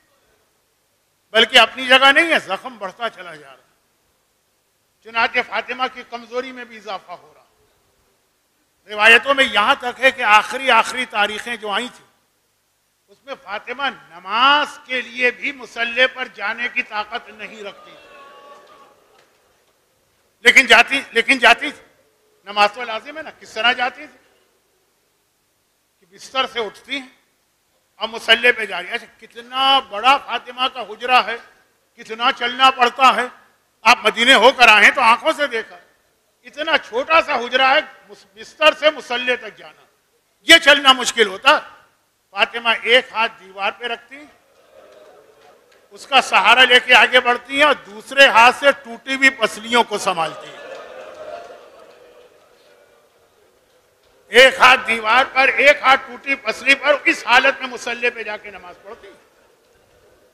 نماز اور فاطمہ کا جوڑ تیسرا یہ بنا. مگر جو آخری رات آئی، آخری رات وہ شاید آجی کی رات تھی، 75 دن والی روایت سے، اس میں تو فاطمہ کے بدن میں اتنی طاقت بھی نہیں تھی کہ دیوار پر ہاتھ رکھ کر مصلی تک جائیں. یہ نماز فاطمہ نے مغرب اور عشاء کی بستر پر بیٹھے بیٹھے پڑھی ہے. آپ نہیں سمجھیں گے. ہم اور آپ تو ذرا سا تھکن ہو جائے، تکلیف ہو جائے تو بیٹھ جاتے ہیں. اہل بیت وہ ہیں کہ زندان شام میں اگر زینب نے سنت نماز بیٹھ کے پڑھی جو ویسے ہی اجازت ہے، سجاد کو یقین نہیں آیا. پھوپھی اماں یہ کون سا دن آ گیا کہ آپ نماز بیٹھ کے پڑھ رہے ہیں؟ تو ذرا اندازہ کریں کہ فاطمہ کا رتبہ تو زینب سے بلند بھی ہے اور فاطمہ کی نماز بھی واجب نماز ہے. اگر بیٹھ کے نماز پڑھنا پڑی تو کیا حالت فاطمہ کی ہوگی. لیکن میں کہتا ہوں فاطمہ سے زیادہ اس وقت جو حالت دیکھنے والی تھی وہ حلال مشکلات، مشکل کشائے کائنات میرے مولا کی حالت ہے، جو ساری کائنات کی مدد کرتا. اس کے سامنے اس کی بیوی اس درد و تکلیف میں تڑپ رہی ہے، وہ سرہانے بیٹھا، حکم خدا سے مجبور. ساری رات فاطمہ نے بے چینی میں گزاری. جتنی بے چین فاطمہ ہیں اس سے زیادہ بے چین و مضطرب میرا مولا. یہاں تک کہ وہ وقت آ گیا جو 5ویں امام کی حدیث ہے کہ فجر سے کچھ پہلے کا وقت وہ ہے جو جنت کا وقت. بیماروں کو بھی سکون آ جاتا. چنانچہ ایک لمحے کے لیے فاطمہ کی آنکھ لگی جو ساری رات جاگی. مولا نے دیکھا کہ شہزادی ذرا آرام کی حالت ہے. اب اٹھ کے گئے. نماز فجر کا وقت ہے تو مسجد میں نماز پڑھنا. گئے، نماز پڑھی، دعائیں پڑھی. دعائیں صبا پڑھی ہوگی جو آپ بھی ہر فجر میں نہ صحیح تو جمعے یا سیٹرڈے کے دن پڑھتے ہوں گے. واپس آئے تو بڑا عجیب منظر دیکھ کہ ابھی پوری رات فاطمہ کی حالت یہ تھی کہ دیوار پر ہاتھ رکھ کر بھی نہیں کھڑی ہو سکتی تھی. اور ابھی آئی تو کیا دیکھا؟ چکی پیس کے فارغ ہوئی ہیں، حسنین کے دھلے ہوئے کپڑے لٹک رہے ہیں، چولہے پہ کھانا تیار ہو رہا ہے، گھر میں جھاڑو دی ہوئی. میرے مولا نے گھبرا کے پوچھا بنت رسول یہ کام کس نے کیے؟ ابوالحسن یہ سارے کام میں نے کیے. میرا مولا خیبر کا قلعہ فتح کرنے والا، در خیبر اکھاڑنے والا گھبرا کے کہتا دیوار پہ ہاتھ رکھ کے کھڑے ہونے کی طاقت نہیں، چکی پیسی ہے، یہ سارے کام کیے. کہا ابوالحسن ابھی جو میری آنکھ لگی تھی میں نے خواب دیکھا، یہ فاطمہ کا خواب ہے، ہمارا آپ کا نہیں ہے. میں نے خواب میں دیکھا تھا میرا بابا آیا، اور اکیلا نہیں آیا ہے، آج میری ماں خدیجہ طاہرہ بھی باپ کے ساتھ آئی. بیٹی باپ کو دیکھے گی تو فریاد تو کرے گی نا، اور فریاد بھی پھر اپنا ہی نہ ہو. میں نے بابا کو دیکھا فریاد کی، بابا صبت علیہ مصائب لو انہا صبت علیہ میں سرنا لیا. بابا آپ کے بعد تو اتنی مصیبتیں پڑی کہ دن پہ پڑے تو وہ رات بن جائیں. ابوالحسن میرے بابا نے کہا بیٹی گھبرا نہیں، آج تیری مصیبتیں ظاہری طور پہ ختم ہو رہی ہیں، میں اور تیری ماں تجھے لینے آئے ہیں، چلنے کی تیاری کر. اے ابوالحسن میرا بابا مجھے لینے آیا. میرے دل میں خیال آ گیا ایسا نہ ہو، ذرا سی بات پہ طلاق کا مطالبہ کرنے والی ہماری بچیاں جملہ سنیں. میں نے سوچا ایسا نہ ہو کہ میرے بعد لوگ میرا ماتم کرنے لگے، کوئی میرے حسنین کے لیے کھانا پکانے والا نہ ہو. میں نے اپنے ہاتھ سے کھانا پکایا. کوئی میرے حسنین کے کپڑے دھونے والا نہ ہو، میں نے اپنے ہاتھ سے حسنین کے کپڑے دھو. دیکھیے آپ یہ جملہ سننے تو سمجھ گئے، تو مولا سمجھ گئے. ایک مرتبہ شہزادی سے کچھ نہ کہا، اسما جو گھر میں تھی ان سے کہا اسما حسنین کہاں؟ اس وقت تو انہیں ماں کے پاس ہونا چاہیے. اسما نے کہا مولا آپ تو روزانہ نماز کے بعد مسجد سے باغات میں چلے جاتے تھے کام کرنے. حسنین کا تو طریقہ یہی کہ روزانہ نماز کے بعد نانا کی قبر پہ جا کے بیٹھتے ہیں، نانا سے باتیں کرتے پھر آتے ہیں، وہ تو رسول اللہ کی قبر پہ ہوں گے. آج بھی آپ جا کے دیکھیے گا غور سے اگر موقع ملے. شہزادی کے حجرے کے 3 دروازے ہیں، آج بھی ہیں. مولا جلدی سے دروازہ کھول کے نکلے اور حسنین کے تلاش میں قبر رسول پہ چلے. اور ادھر فاطمہ نے کہا اسما اب میں اپنے حجرے کا دروازہ بند کر رہی ہوں، خبردار یہ دروازہ کھولنا بھی نہیں اور مجھ سے کوئی بات بھی نہ کرنا. ادھر دروازہ بند ہوا، ادھر حسن حسین حجرہ سیدہ کے دوسرے دروازے سے گھبرائے. اسما ہماری ماں کہاں؟ اسما نے کہا شہزادو تم اتنا گھبرائے کیوں ہو، پریشان کیوں؟ کہا کہ ہم نانا کے قبر پہ گئے تھے، نانا کو سلام کیا تھا، نانا نے کہا تھا حسن بیٹا حسین بیٹا آج یہاں بیٹھنے کا وقت نہیں ہے، جلدی سے جا کے ماں کو الوداعی سلام کرو، تمہاری ماں دنیا چھوڑنے والی ہے، نانا نے بھجوایا ہے. اماں کہاں؟ اسما نے ہاتھ جوڑے شہزادوں مجھے منع کیا، لیکن حجرے کے اندر دروازہ کھول کے دونوں بیٹے داخل ہوئے. حسن پائنتی بیٹھے، حسین سرہانے گئے. ایک مرتبہ دیکھا چادر اوڑھے ہوئے فاطمہ لیٹی. حسین نے ایک مرتبہ کہا اماں میرا سلام لے، کوئی جواب نہیں آیا. چادر اسی طرح سے دوبارہ سلام کیا. جب تیسری مرتبہ حسین نے کہا اماں میرا سلام لے اور جواب نہ آیا، حسین نے سر سے چھوٹا سا ماما اتار پھینکا، دونوں ہاتھوں سے سر پیٹا. اماں یہ کون سا دن آ گیا تیرا حسین سلام کرے اور تو حسین کو بھی جواب نہ دے؟ یہ کہا اور غش کھا کے گر پڑے. اسما نے دیکھا حجرے کا پہلا دروازہ پھر کھلا. میرے مولا گھبرائے ہوئے آئے. کہا اسما میرا حسن تو نہیں آیا، میرا حسین تو نہیں آیا. اسما نے کہا مولا آپ اتنا گھبرائے ہوئے کیوں ہیں؟ کہا میں قبر رسول پہ گیا تھا، نہ حسن تھا نہ حسین تھا. میں نے رسول کو مخاطب کیا، کوئی جواب رسول کا تو نہ آیا. جبرائیل نے کہا کہ یا امیر المومنین جلدی سے جا کے حسین کو تسلی دیں، حسین غش کھا کے گر پڑے ہیں تو یہاں فاطمہ غش کھا کے گر پڑی ہیں، اور فاطمہ غش کھا کے گر پڑی ہیں تو رسول خدا غش کھا کے گر پڑے. میرا مولا حجرے میں آیا، حسین کو بیدار کیا. وہی جملہ جو کل تھا، بس میں اب بات ختم کر رہا ہوں. حسن حسین بیٹا باہر چلے جاؤ، میں تمہاری اماں کو غسل دے دوں. حجرے کا دروازہ بند ہوا، مولا نے غسل دینا شروع کیا. مولا کے رونے کی آواز آئی. کل آپ نے روایت سن لی. تھوڑی دیر کے بعد حجرے کا دروازہ کھلا. مولا نے کہا کہ آؤ ماں کا آخری دیدار کر لو. زینب آئیں, کلثوم آئیں, حسن آئے, حسین آئے.